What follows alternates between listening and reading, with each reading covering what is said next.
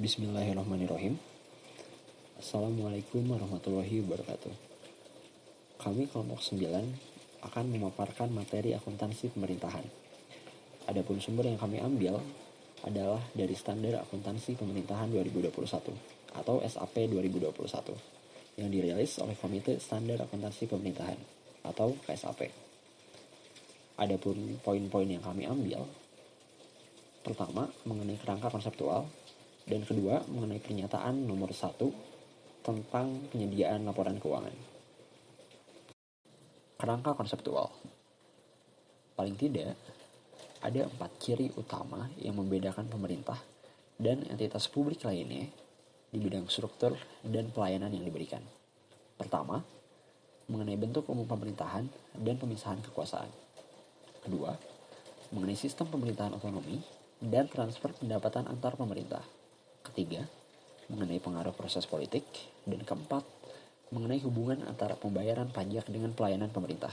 Nantinya, keempat hal inilah yang akan menjadi faktor dalam penentuan standar akuntansi pemerintah. Bentuk umum pemerintahan dan pemisahan kekuasaan. Seperti yang kita ketahui, NKRI merupakan suatu negara yang demokratis. Karenanya, kekuasaan pada hakikatnya berada di tangan rakyat. Meskipun demikian, berdasarkan sistem yang kita anut, rakyat kemudian mendelegasikan kekuasaan tersebut kepada pejabat publik yang terpilih melalui proses pemilihan. Nah, nantinya, kekuasaan tersebut kemudian dipisahkan menjadi 3 bagian. Ada eksekutif, legislatif, dan yudikatif. Sistem ini dimaksudkan untuk mengawasi dan menjaga keseimbangan terhadap kemungkinan penyalahgunaan kekuasaan di antara penyelenggara negara.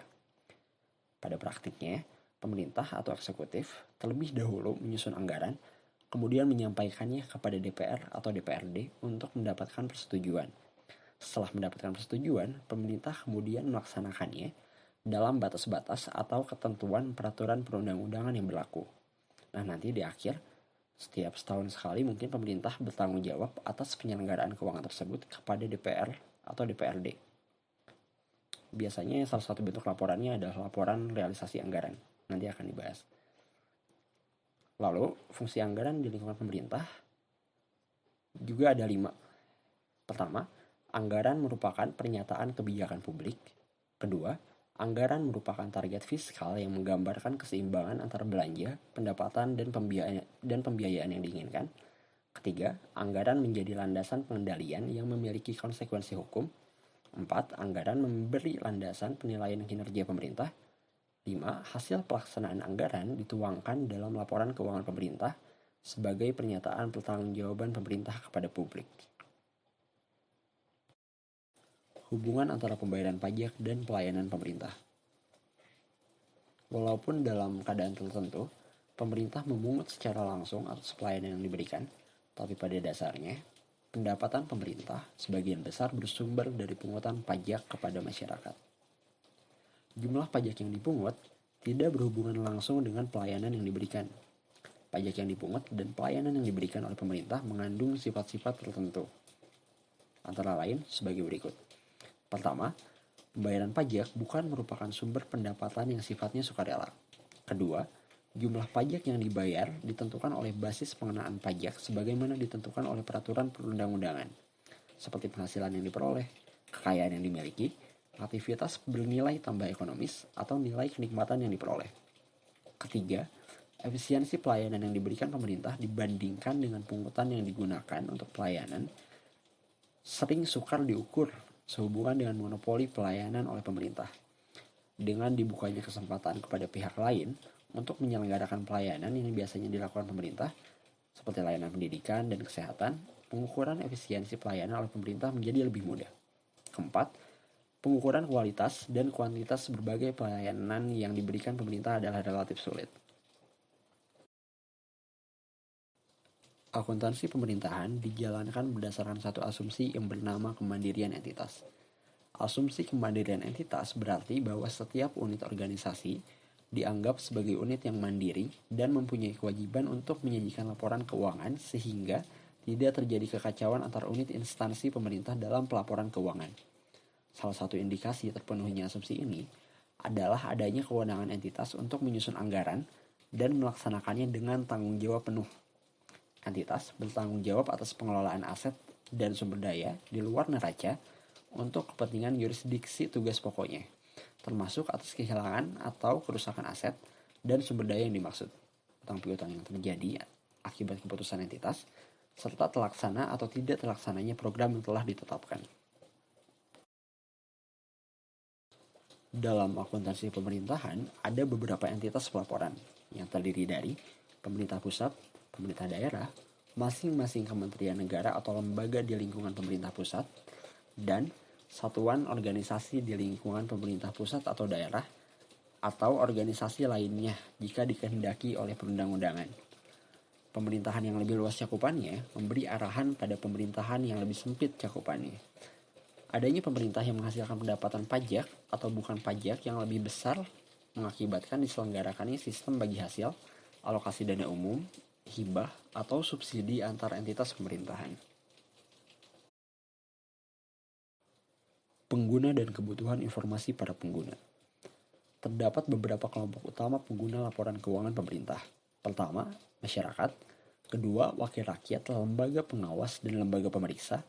Ketiga, pihak yang memberi atau berperan dalam proses donasi, investasi, dan pinjaman. Keempat, pemerintah. Informasi yang disajikan dalam laporan keuangan bertujuan umum untuk memenuhi kebutuhan informasi dari semua kelompok pengguna dan berperan sebagai wujud akuntabilitas pengelolaan keuangan negara. Dengan demikian, laporan keuangan pemerintah tidak dirancang untuk memenuhi kebutuhan spesifik dari masing-masing kelompok pengguna. Selain itu, karena pajak merupakan sumber utama pendapatan pemerintah, maka ketentuan laporan keuangan yang memenuhi kebutuhan informasi para pembayar pajak perlu mendapat perhatian. Salah satu tujuan utama pemerintah adalah meningkatkan kesejahteraan seluruh rakyat. Sehubungan dengan itu, pemerintah berupaya untuk mewujudkan keseimbangan fiskal dengan mempertahankan kemampuan keuangan negara yang bersumber dari pendapatan pajak dan sumber-sumber lainnya guna memenuhi kebutuhan masyarakat. Salah satu ciri yang penting dalam mewujudkan keseimbangan tersebut adalah berlangsungnya proses politik untuk menyelaraskan berbagai kepentingan yang ada di masyarakat. Selanjutnya, komponen laporan keuangan pemerintahan ini terdiri dari laporan realisasi anggaran, laporan perubahan saldo anggaran lebih, neraca, laporan operasional, laporan arus kas, laporan perubahan ekuitas, dan catatan atas laporan. Dalam komponen laporan keuangan tadi, yang pertama laporan realisasi anggaran. Laporan ini menyajikan ikhtisar sumber, alokasi, dan pemakaian sumber daya keuangan yang dikelola oleh pemerintah pusat atau daerah, yang menggambarkan perbandingan antara anggaran dan realisasinya dalam satu periode pelaporan. Unsur yang dicakup secara langsung oleh laporan realisasi anggaran ini terdiri dari pendapatan, laporan realisasi anggaran, belanja, transfer, dan pembiayaan. Masing-masing unsur dapat dijelaskan sebagai berikut. Yang pertama, pendapatan laporan realisasi anggaran ini yaitu dengan penerimaan oleh bendahara umum negara atau bendahara umum daerah atau oleh entitas pemerintah lainnya yang menambah saldo 30 anggaran lebih dalam periode tahun anggaran yang bersangkutan, yang menjadi hak pemerintah dan tidak perlu dibayar kembali oleh pemerintah. Yang kedua, belanja. Semua pengeluaran oleh bendahara umum negara atau bendahara umum daerah yang mengurangi saldo anggaran lebih dalam periode tahun anggaran bersangkutan yang tidak akan diperoleh pembayaran kembali oleh pemerintah. Yang ketiga, transfer. Dalam hal ini, penerimaan atau pengeluaran uang oleh suatu entitas pelaporan dari atau kepada entitas pelaporan lain, termasuk dana perimbangan dan dana bagi hasil. Yang terakhir, pembiayaan. Setiap penerimaan atau pengeluaran yang tidak berpengaruh pada kekayaan bersih entitas yang perlu dibayar kembali atau akan diterima kembali, baik pada tahun anggaran bersangkutan maupun tahun-tahun anggaran berikutnya. Yang dalam penganggaran pemerintah terutama ini dimaksudkan untuk menutup defisit atau memanfaatkan surplus anggaran. Penerimaan pembiayaan ini dapat berasal dari pinjaman dan hasil divestasi. Pengeluaran pembiayaan ini digunakan untuk pembayaran kembali pokok pinjaman, pemberian pinjaman kepada entitas lain, dan penyertaan modal oleh pemerintah. Komponen laporan keuangan selanjutnya neraca dan laporan perubahan saldo anggaran lebih. Untuk laporan perubahan saldo anggaran lebih ini menyajikan informasi kenaikan atau penurunan saldo anggaran lebih tahun pelaporan dan dibandingkan dengan tahun sebelumnya. Untuk neraca di sini menggambarkan posisi keuangan suatu entitas pelaporan mengenai aset, kewajiban, dan ekuitas pada tanggal tertentu. Dan masing-masing unsur ini dijelaskan sebagai berikut.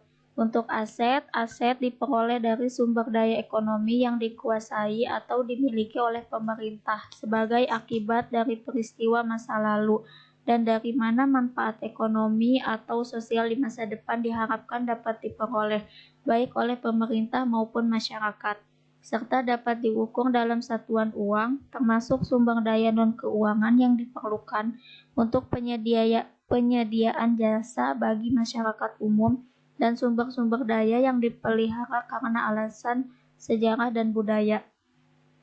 Untuk kewajiban ini diperoleh dari utang yang timbul dari peristiwa masa lalu yang penyelesaiannya mengakibatkan aliran keluar sumber daya ekonomi pemerintah. Untuk ekuitas diperoleh dari kekayaan bersih pemerintah yang merupakan selisih antara aset 30 dan kewajiban pemerintah. Komponen selanjutnya yaitu laporan operasional. Laporan ini menyajikan ikhtisar sumber daya ekonomi yang menambah ekuitas dan penggunaannya yang dikelola oleh pemerintah pusat atau daerah. Digunakan untuk kegiatan penyelenggaraan pemerintahan dalam satu periode pelaporan. Unsur yang dicakup laporan operasional ini terdiri dari pendapatan laporan operasional, beban, transfer, dan pos-pos luar biasa. Masing-masing unsur dapat dijelaskan sebagai berikut. Pendapatan adalah hak pemerintah yang diakui sebagai penambah nilai kekayaan bersih. Dan beban ini yaitu kewajiban pemerintah yang diakui sebagai pengurangan nilai kekayaan bersih. Untuk transfer yaitu hak penerimaan atau kewajiban pengeluaran uang oleh suatu entitas pelaporan kepada entitas pelaporan lain, termasuk dana pertimbangan dan dana bagi hasil. Yang terakhir yaitu pos luar biasa. Pos luar biasa ini yaitu pendapatan luar biasa atau beban luar biasa yang terjadi karena kejadian atau transaksi yang bukan merupakan operasi biasa, tidak diharapkan sering atau rutin terjadi dan berada di luar kendali atau pengaruh entitas bersangkutan. Komponen selanjutnya laporan arus kas dan laporan perubahan ekuitas. Untuk laporan arus kas menyajikan informasi kas sehubungan dengan aktivitas operasi, investasi, pendanaan, dan transitoris yang menggambarkan saldo awal, penerimaan, pengeluaran, dan saldo akhir kas pemerintah pusat atau daerah selama periode tertentu. Unsur yang dicakup dalam laporan arus kas terdiri dari penerimaan dan pengeluaran kas, yang masing-masing dapat dijelaskan, yaitu untuk penerimaan kas, semua aliran kas yang masuk ke bendahara umum negara atau daerah. Dan untuk pengeluaran kas adalah semua aliran yang keluar dari bendahara umum negara atau daerah. Kemudian untuk laporan perubahan ekuitas ini menyajikan informasi kenaikan atau penurunan ekuitas tahun pelaporan dan dibandingkan dengan tahun sebelumnya. Komponen selanjutnya catatan atas laporan keuangan ini meliputi penjelasan naratif atau rincian dari angka yang tertera dalam laporan realisasi anggaran, laporan perubahan saldo anggaran lebih, laporan operasional, laporan perubahan ekuitas, neraca, dan laporan arus kas. Catatan atas laporan keuangan ini juga mencakup informasi tentang kebijakan akuntansi yang dipergunakan oleh entitas pelaporan dan informasi lain yang diharuskan dan dianjurkan untuk diungkapkan di dalam standar akuntansi pemerintahan, serta ungkapan-ungkapan yang diperlukan untuk menghasilkan penyajian laporan keuangan secara wajar. Catatan atas laporan keuangan ini mengungkapkan hal-hal sebagai berikut. Yang pertama, mengungkapkan informasi umum tentang entitas pelaporan dan entitas akuntansi. Yang kedua, menyajikan informasi tentang kebijakan fiskal atau keuangan dan ekonomi makro. Yang ketiga, menyajikan ikhtisar pencapaian target keuangan selama tahun pelaporan berikut, kendala dan hambatan yang dihadapi dalam pencapaian target. Yang keempat, menyajikan informasi tentang dasar penyusunan laporan keuangan dan kebijakan-kebijakan akuntansi yang dipilih untuk ditetapkan atas transaksi-transaksi dan kejadian-kejadian penting. Yang kelima, menyajikan rincian dan penjelasan masing-masing pos yang disajikan pada lembaga laporan keuangan. Selanjutnya, mengungkapkan informasi yang diharuskan oleh pernyataan standar akuntansi pemerintahan yang belum disajikan dalam lembar muka laporan keuangan. Dan yang terakhir, menyajikan informasi lainnya yang diperlukan untuk penyajian yang wajar tidak disajikan dalam lembar muka laporan keuangan. Dalam hal ini ada pengakuan unsur laporan keuangan. Terdapat beberapa kriteria. Yang pertama, kemungkinan besar manfaat ekonomi masa depan terjadi. Hal ini berkaitan dengan pos kejadian atau peristiwa tersebut akan mengalir ke entitas pelaporan. Yang kedua, keandalan pengukuran. Hal ini didasarkan pada nilai uang akibat peristiwa yang dapat diandalkan pengukurannya. Yang ketiga, pengakuan aset. Pengakuan aset ini diakui pada saat manfaat ekonomi masa depan diperoleh oleh pemerintah. Yang keempat, pengakuan kewajiban. Ini diakui jika kemungkinan pengeluaran sumber daya ekonomi untuk menyelesaikan kewajiban sampai dengan saat pelaporan. Yang kelima, pengakuan pendapatan. Diakui saat pendapatan atau aliran masuk sumber daya ekonomi. Yang terakhir, pengakuan beban dan belanja. Diakui pada saat timbulnya kewajiban. Lalu selanjutnya, pengukuran unsur laporan keuangan. Pengukuran ini menetapkan nilai uang untuk mengakui dan memasukkan setiap pos dalam laporan keuangan. Pengukuran pos-pos dalam laporan keuangan ini menggunakan nilai perolehan historis. Untuk aset dicatat sebesar pengeluaran atau penggunaan sumber daya ekonomi atau sebesar nilai wajar dari imbalan yang diberikan untuk memperoleh aset tersebut. Kemudian untuk kewajiban yaitu dicatat sebesar nilai wajar sumber daya ekonomi dan digunakan pemerintah untuk memenuhi kewajiban yang bersangkutan. Untuk selanjutnya akan disampaikan oleh rekan saya Nita Hastari.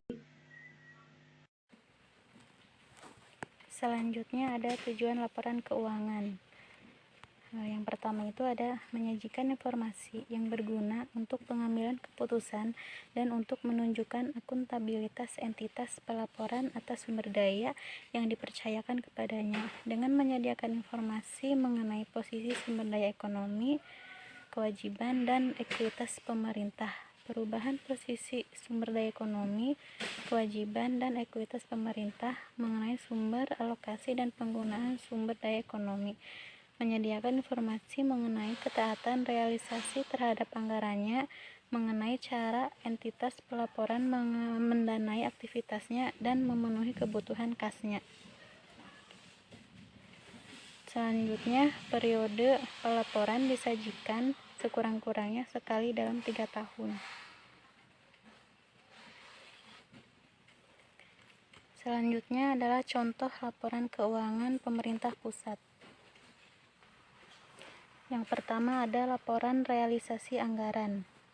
Yang isinya yaitu pertama itu ada pendapatan yang terdiri dari pendapatan perpajakan, pendapatan negara bukan pajak, dan pendapatan hibah. Yang selanjutnya ada belanja.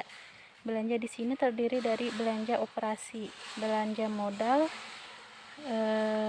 dan selanjutnya itu transfer. Transfer terdiri dari dana perimbangan dan dana transfer lainnya. Selanjutnya ada pembiayaan. Pembiayaan di sini ada penerimaan pembiayaan luar negeri, Terus ada pengeluaran pembiayaan, pengeluaran pembiayaan dalam negeri, pengeluaran pembiayaan luar negeri.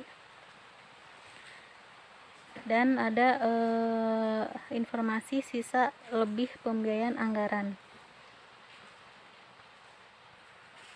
Selanjutnya ada neraca. Neraca ini berisi informasi mengenai posisi keuangan yang terdiri dari ada aset, ada kewajiban, dan ada ekuitas. Selanjutnya ada laporan arus kas.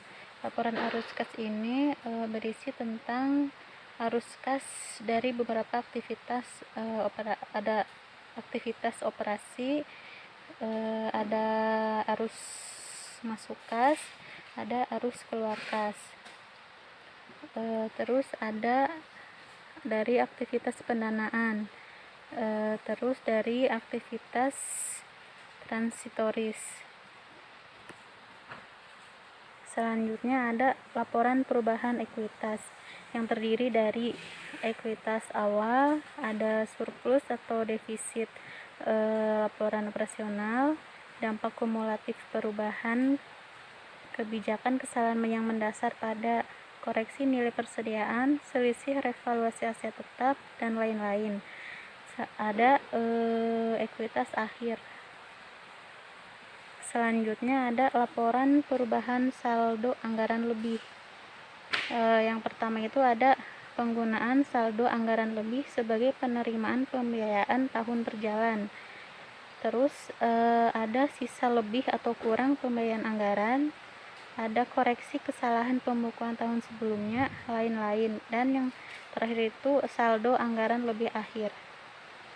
Sekian presentasi dari kami, kurang lebihnya mohon maaf. Assalamualaikum warahmatullahi wabarakatuh.